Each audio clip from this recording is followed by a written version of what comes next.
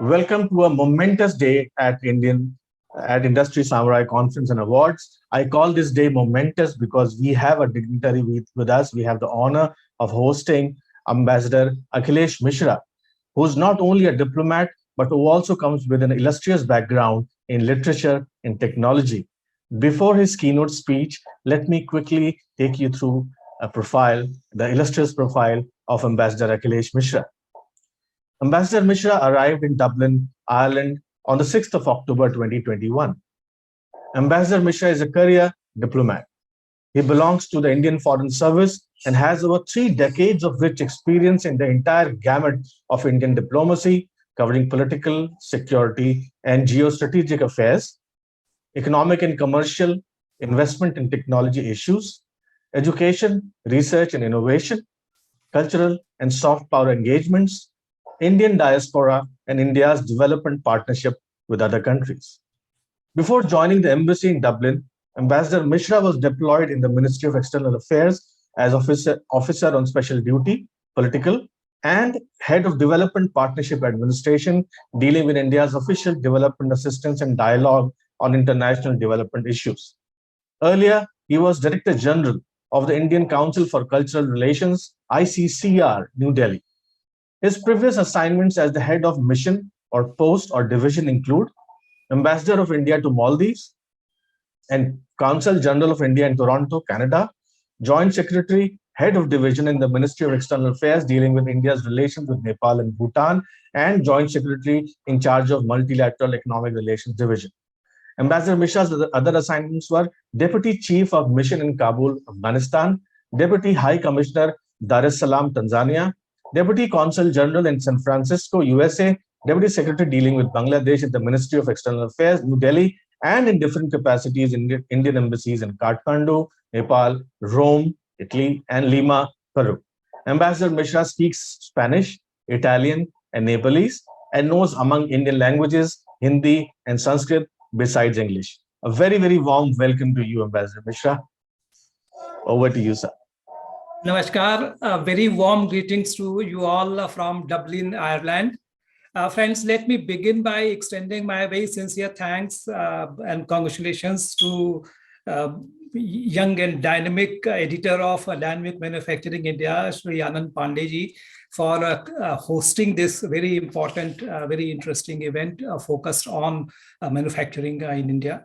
And also having such an illustrious list of speakers, experts to contemplate on different aspects of the theme.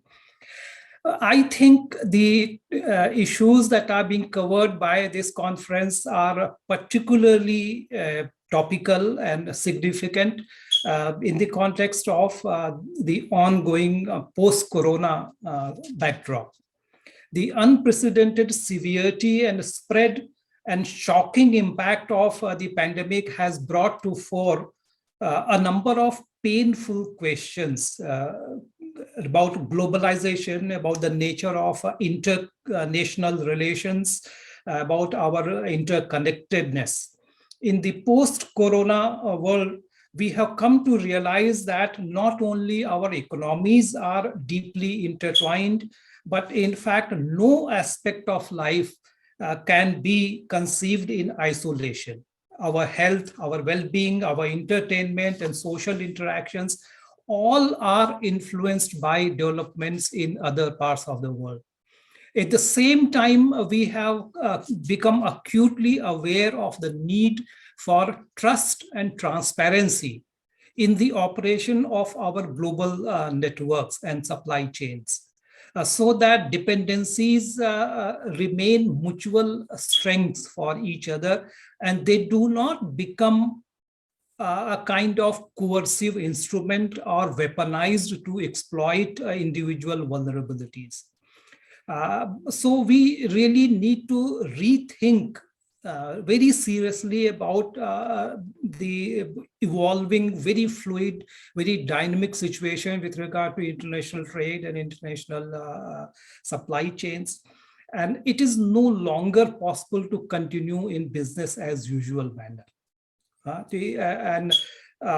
We have to have a broader integrated, holistic approach to manufacturing. We cannot simply continue as we have been like used to for many decades, and cannot look at manufacturing from a segmented, compartmentalized manner. Second aspect of the contemporary situation, I want to, like in terms of context and backdrop, I would like to flag that this is a time when the people of India are celebrating Azadi Ka Amrit Mahotsav. This is the 75th year of India's independence. And this is a very historic time. Because 75 years of Indian democracy gives us a lot to celebrate, a lot to rejoice, and also is opportunity for us to do a very serious, candid stock taking, and also set our goals for the celebration of India's centenary of our independence. This is a great historic moment in which we are holding this discussion. Many of us, particularly those who are born after independence, we do not really fully appreciate the significance of Indian democracy. The successful, vibrant democracy of India demolishes the notion that certain countries and certain situations, and if there is a low human development indexes, then these situations are not fit for democracy. In fact, when India declared itself a democratic republic with universal adult franchise, with just 18% literacy rate and very widespread hunger and poverty, many Western constitutional experts had declared that Constitution of India, which is the largest in the world, will fall apart in a few years. And the democracy in India was bound to fail. The British, in fact, had predicted and actually laid plans for Balkanization of India. But the people of India have defied all skeptics, and over time, India has not only emerged as a much stronger democracy, but also as a very more proud, more integrated, more forward-looking democratic country. If we look at the map of the world around India, then we notice that India stands out as a strong bedrock, anchor of democracy in a region which has often fallen to dictatorial and authoritarian regimes. India is indeed an ideological front line zone for values of democratic accountability, rule of law, and pluralism. Second aspect is that, friends, Indian democracy belies the notion that one needs authoritarian regime for fast-paced development. We see a narrative building up against democratic regimes. And there is a conception being spread that you need a kind of dictatorial, ham-handed regime to deliver fast-paced socioeconomic transformation. We are very proud, very privileged that we have the visionary leadership of Prime Minister Modi. Under his very dynamic, very decisive, holistic approach to development, India is the fastest growing major economy. This year, we are expecting growth rate to be 9.5%, and India will continue to be fastest growing major economy till at least 2025. The foreign direct investment in India is around $81 billion. And in the past 6 years, we have attracted $358 billion worth of FDI, which is 55% higher than $231 billion in the previous 6 years. Foreign exchange reserves have crossed around $640 billion. It's the fourth largest in the world. If you look at the pace of transformation and the construction, it's really astounding. Road construction about around 45 kilometers per day.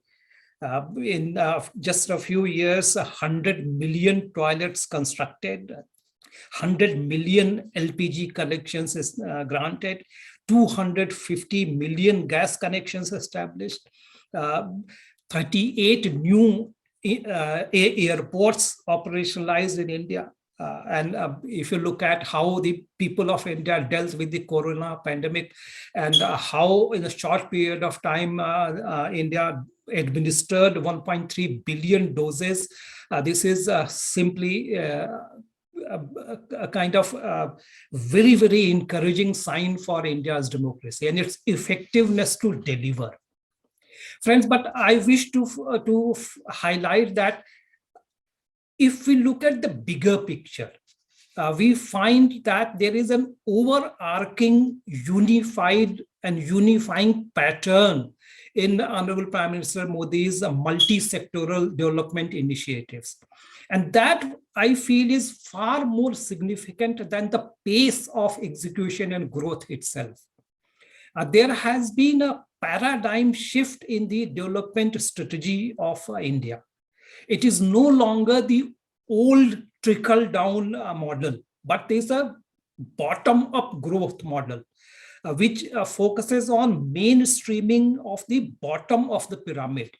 Thrust is on social equity through empowering the poorest of the people, enabling them to contribute to their fullest of potential, and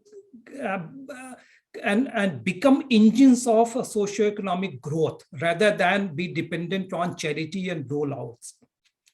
And that approach is truly historic for a country like India. If you look at the Jeevan Bima Yojana, about 60 million people insured, PM Suraksha Yojana, 160 million people insured, Atal Pension Yojana, about 16 million people insured, Mudra Yojana, 86 million beneficiaries, the credit for women and self-help groups, all these initiatives are giving massive boost to self-confidence of the poorest of the poor people in India. They have brought dignity to the people at the grassroots level. And that is going to be transformational for a new India. When we set our target for 100 years of Indian democracy, I think this historic period and historic development would be a foundation. Friends, as Ambassador of India to Ireland, let me also briefly touch on the historic timing and historic opportunity that I see for India-Ireland relationship. For some understandable reasons, India's focus on Europe had traditionally been on UK. And we have not paid enough attention on Ireland and how remarkably Ireland has transformed itself, and a lot of fantastic opportunities are being opened up for Indian business community. The ties between India and Ireland are very, very close, very historic. Since the 19th century, Irish educationists and medical and engineer experts played important role in development of India. The connection between Indian national movements and Irish freedom fighters was very, very strong. Ireland constitutional experts influenced the drafting of our own constitution. And the directives of state policy have been borrowed from Irish constitution. Currently, we have about €1 billion of bilateral trade, and trade in services around $4 billion. We have 45,000 strong Indian diaspora in Ireland and 5,000 Indian students. And you'll be happy to know that the current Deputy Prime Minister of Ireland is a person of Indian origin. And he will take over next year, 2022, December, as the next Prime Minister of Ireland. And I think we need a more sharper focus on the opportunities which Ireland offers to us.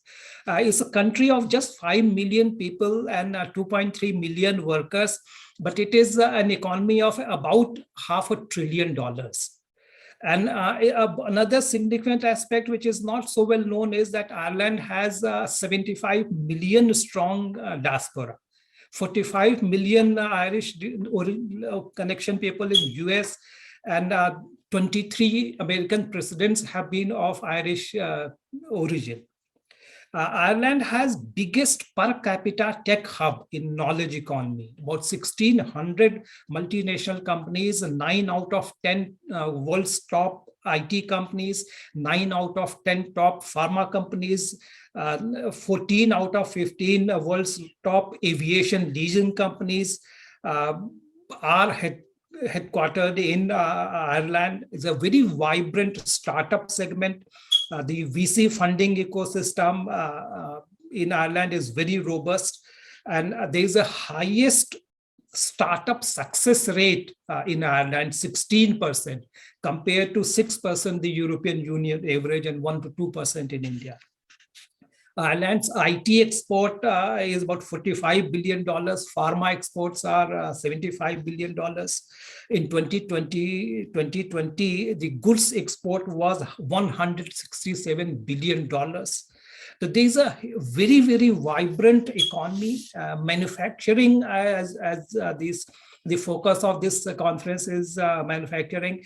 I'm very fascinated how starting from a rural agrarian economy, Ireland has established itself as a very, very robust manufacturing hub with $120 billion worth of exports in high manufacturing sector. And it is one of the largest exporters of pharmaceutical products, is largest producer of medical tech devices and data processing machines, and it's a nutrition products. So there's a lot of complementarity between India and Ireland. Through your distinguished platform and this network, I wish to urge my friends in India to look at Ireland as the only English-speaking country of the European Union after Brexit. Secondly, the strategic location of Ireland, connecting not only with the European Union, not only close proximity with the large market of UK, but also it's a transatlantic connectivity with the USA and Canada. This Ireland should be looked at as a base and as a hub and a spoke for more ambitious Indian manufacturing companies. Lastly, I would urge that we should have a strategic look at Ireland and have a multi-sectoral, broader people-to-people connectivity in business. As India's representative to Ireland, I'm always at the disposal of our Indian friends in every sector, whether it's a business, whether it's education, whether it's a startup, whether it is cultural personalities. Anyone who is seeking information about Ireland or seeking assistance and guidance in connecting with Ireland, I'm always at your disposal. Thank you so much. Thank you so much, Ambassador Mishra, sir, for this very, very comprehensive, illuminating, and informative speech. You've covered so many points, including the rich and vibrant history, democratic history of India, the rich history of Ireland, the similarities between the two, and the wide diaspora that connects both the countries. Amazing, sir. A connected question I have for you about the history. I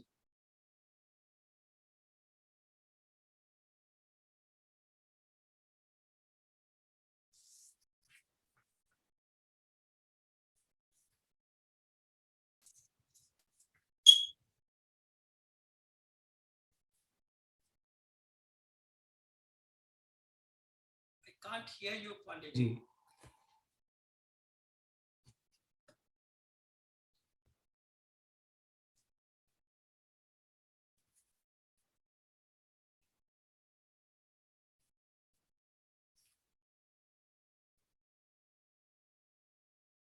Pandit, I can't hear you.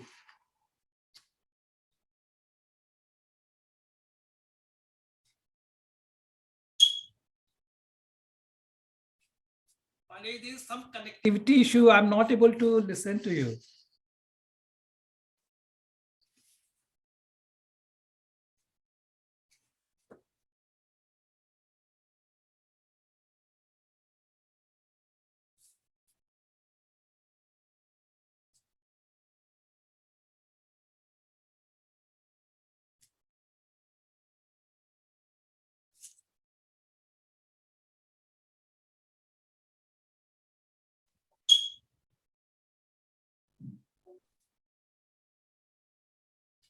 I was disconnected because of Yeah, no some problem. internet issue. Can you hear me, sir? Yeah, I can hear you now. Oh, that's great. And thanks for staying on during this glitch. So the quick question is that the last 2 years, as you know, have been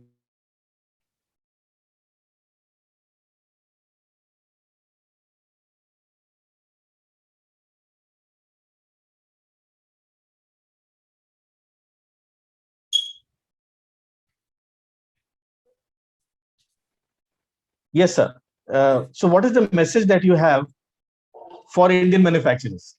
Yeah, Panditji, I think the foremost lesson and message to our Indian friends is that there is need for better preparing for contingencies. Corona is not the last one. Natural or man-made disruptions in normal life are to be expected, and therefore business as usual is not going to help us. The new reality of globalized interconnected economy post-corona is that even high GDP or per capita income or great macroeconomic indicators can't and do not always insulate you from emerging challenges.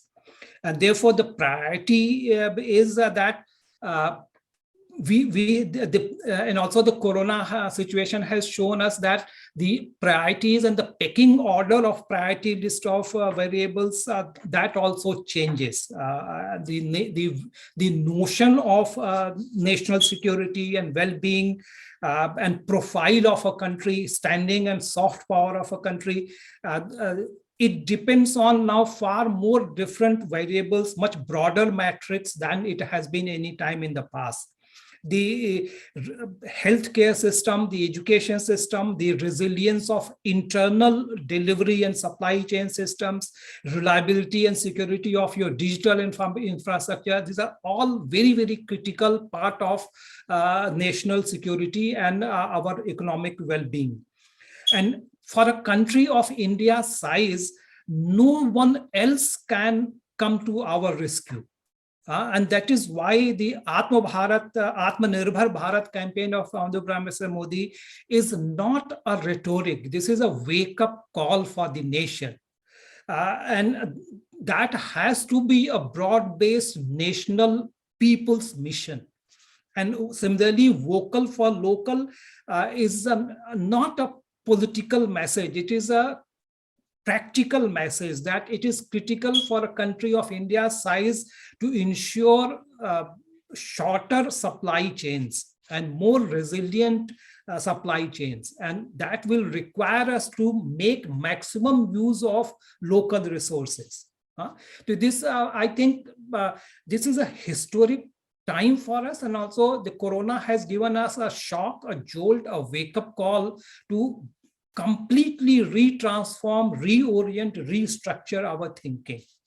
And I would urge that each of us who is involved in planning our manufacturing sector, they should critically, minutely review the entire 360 degree of supply chain, the entire process, and identify vulnerabilities, address them, prepare for contingencies in advance preemptively.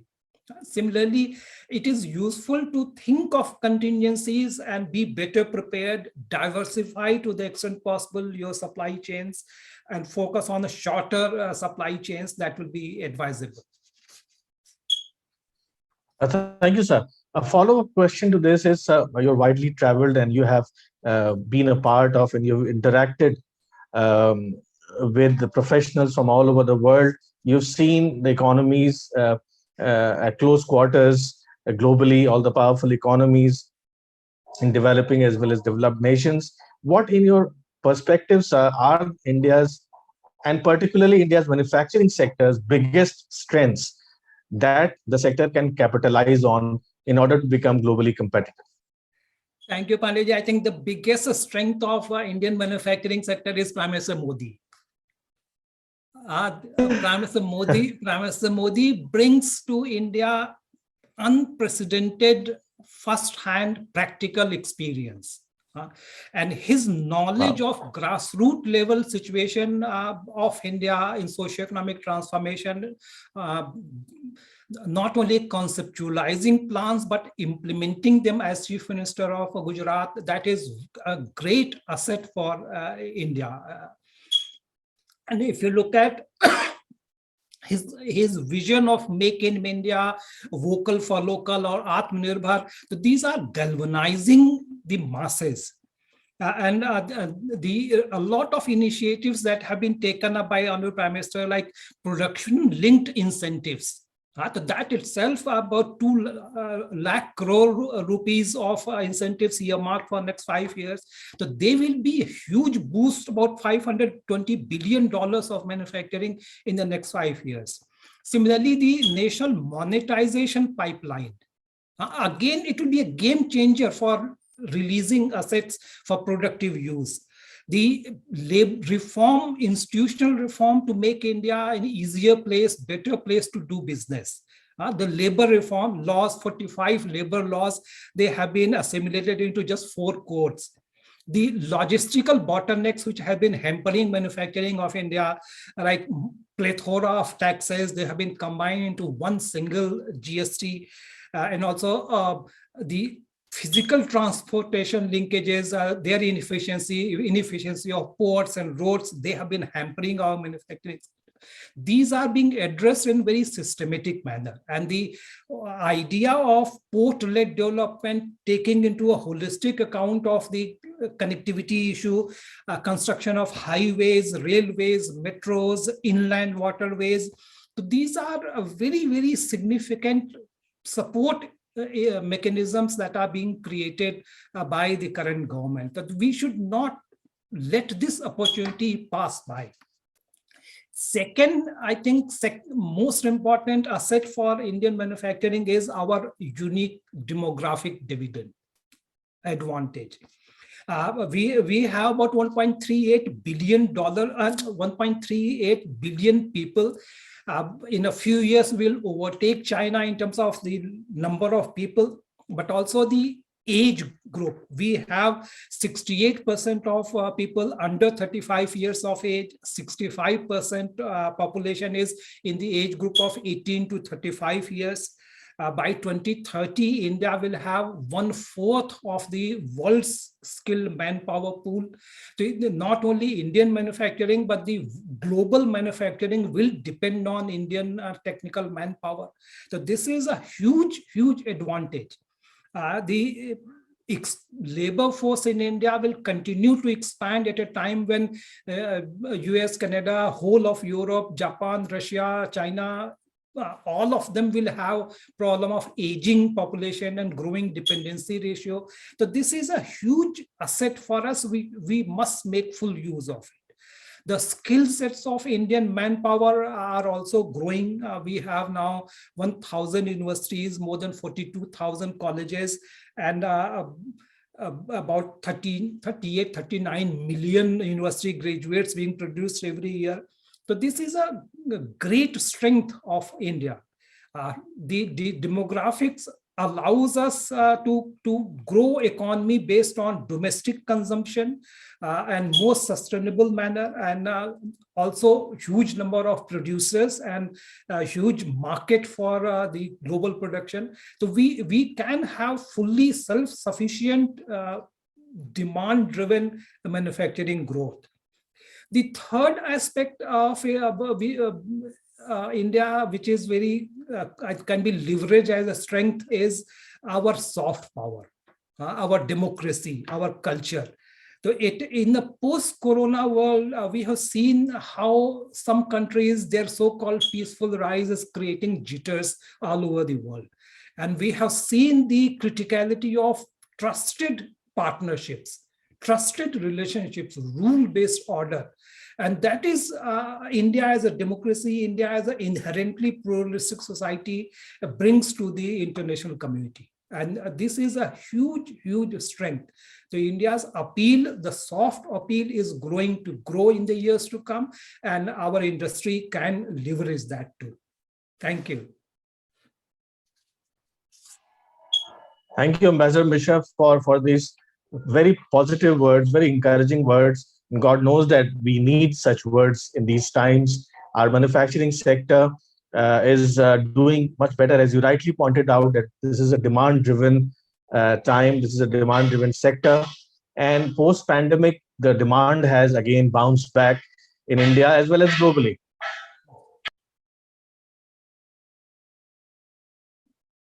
As you can see, there is an industrial unit close to my house. And as I was saying, talking about industrial activity, you got the proof, in the pudding.